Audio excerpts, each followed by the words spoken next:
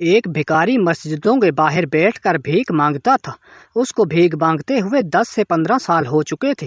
یہ مسجدوں کے باہر بیٹھ کر کہتا کہ کوئی ہے جو اللہ کے نام پر مجھے 10 روپے دیتا جائے، یہ غریب اسے دعا دے گا۔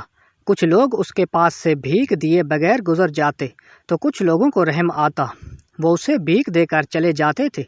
ایک انگریز کو کافی شوق تھا، یہ سیاحتی مقام پر جا کر مختلف چیزوں کا معائنہ کرتا تھا، پر اس کا اسلام سے دور دور تک واسطہ نہیں تھا۔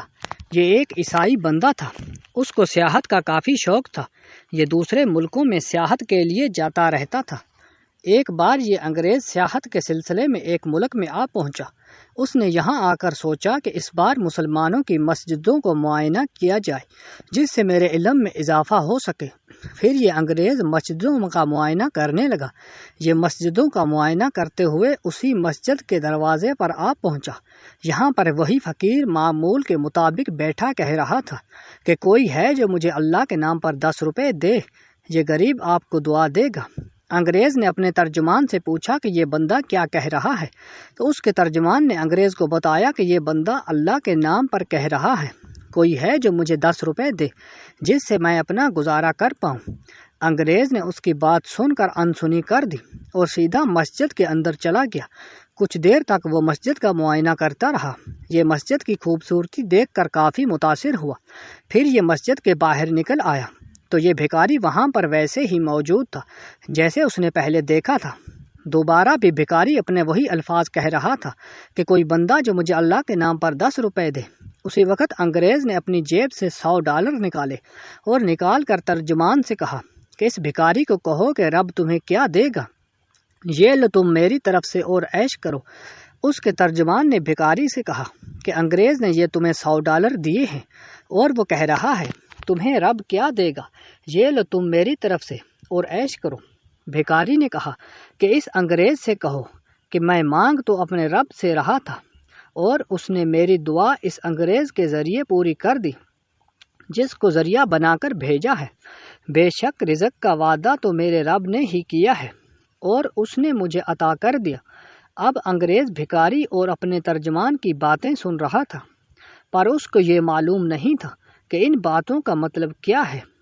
انگریز نے اپنے اس ترجمان سے کہا کہ اس بھکاری نے کیا جواب دیا ہے، تو اس کے ترجمان نے اسے جواب دیا کہ بھکاری کہہ رہا ہے کہ میں تو اپنے رب سے ہی مانگ رہا تھا اور اس نے تمہیں ذریعہ بنا کر میری مانگ پوری کر دی ہے اور تمہارے ذریعے میرے رب نے مجھے عطا کر دیا۔ اب یہ بات انگریز کے دل پر جا لگی۔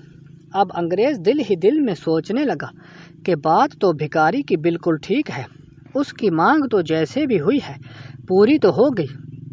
یہ مانگ تو اپنے رب سے رہا تھا، پر میرے ذریعے اس کے رب نے اس کی مانگ پوری کر دی۔ یہ انگریز پھر وہاں سے چلا آیا۔ جب تک کسی انسان کے دل پر مہر لگی رہتی ہے تو وہ اپنے اعمال سے بھٹکا رہتا ہے۔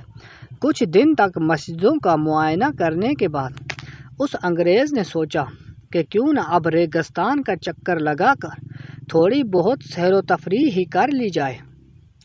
انگریزوں کے اندر جستجو ویسے بھی کافی پائی جاتی ہے۔ انگریز نے اپنے ترجمان سے کہا کہ مجھے ریگستان چکر لگانا ہے اور ہم وہاں پر کچھ دن رک کر معائنہ کریں گے۔ اس کے ترجمان نے کہا ٹھیک ہے، ہم صبح ہوتے ہی سفر پر روانہ ہو جائیں گے۔ جیسے ہی صبح ہوئی انگریز نے اپنے دل کی مراد کو پورا کرنے کے لیے ریگستان کا رخ کر لیا۔ اب انگریز اور اس کا ترجمان یہ دونوں ریگستان کے اندر پہنچ گئے۔ انگریز نے ریگستان کے اندر آ کر کیمپ لگا لیا۔ 1 سے 2 دن یہاں پر معائنہ کرنے کے بعد اس کی دلچسپی اور بڑھ گئی۔ یہ اپنے ساتھ 2 دن کا سامان لائے تھے، ان کے پاس اب پانی اور سامان ختم ہو رہا تھا۔ انگریز نے اپنے ترجمان سے کہا کہ ہمارے پاس جو بھی سامان باقی تھا وہ ختم ہو چکا ہے، لیکن میرا دل نہیں چاہ رہا واپس جانے کو، میں یہاں پر کچھ دن اور رکنا چاہتا ہوں۔ تم ایک کام کرو، شہر جا کر سامان لے آؤ، کیونکہ ہمارے پاس آج تک کا سامان اور پانی بچا ہے، یہ نہ ہو کہ یہ پانی ختم ہو۔ اس کا ترجمان ریگستان سے روانہ ہو کر شہر کی طرف چلا گیا۔ 3 سے 4 گھنٹے گزر جانے کے بعد بھی اس کا ترجمان واپس نہیں آیا۔ اب اوپر سے موسم کافی خراب ہونے لگ گیا تھا۔ جب ریگستان کے اندر ریت کا طوفان آتا تو انسان پوری طرح اس کے اندر دفن ہو سکتا ہے اور پتہ نہیں چلتا کہ انسان کہاں غائب ہو گیا۔ اب کچھ ہی دیر میں اوپر سے گرد و غبار اٹھا اور اس نے پوری طرح سے انگریز کے کیمپ کو اکھاڑ ڈالا۔ انگریز بھی خود کو بچتے بچاتے وہاں سے ریگستان کے اندر کھو گیا۔ اوپر سے طوفان کافی تیز ہو چکا تھا۔ اب انگریز کو کوئی بندہ دکھائی نہیں دے رہا تھا، نہ ہی کوئی بندے کی بو، کیونکہ طوفان پوری طرح سے تباہی لا چکا تھا۔ 1 سے 2 گھنٹے بعد طوفان تھم گیا۔ اب انگریز کو یہ معلوم نہیں تھا کہ یہ کہاں موجود ہے۔ یہ 2 سے 3 فٹ ریت کے اندر دب چکا تھا۔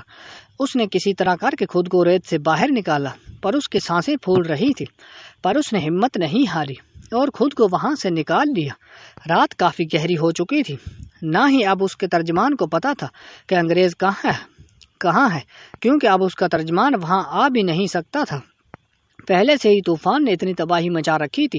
انگریز کو اب پورا اندازہ ہو چکا تھا کہ اس کا موت کے علاوہ اب کوئی سہارا نہیں، کیونکہ اب اس کو کافی شدید پیاس نے آ گھیرا، پر اس کے پاس نہ تو پانی تھا اور نہ ہی کچھ کھانے پینے کو، کیونکہ اس کا کیمپ طوفان کی وجہ سے سینکڑوں دور جا چکا تھا۔